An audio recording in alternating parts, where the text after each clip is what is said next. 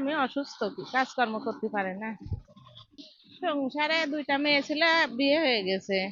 এখন বর্তমানে আমি আমার বাপের ওই জায়গা থাকি। এই তো 6 বছর।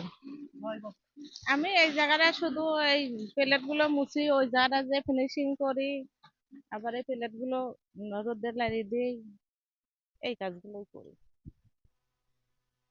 মাসিক বেতন আছে যা, আমারে 7,000 টাকা পুঁজি নাই এখনো।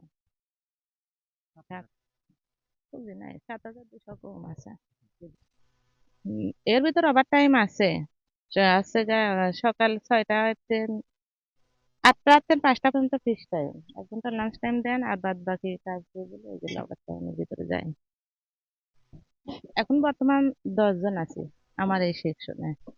হ্যাঁ, আমার এই সেকশনে। আর অন্যান্য জায়গায় আছে, এদিকে আছে, বলে আছে, ওই পাশে আছে। মোট কত হবে? মহিলা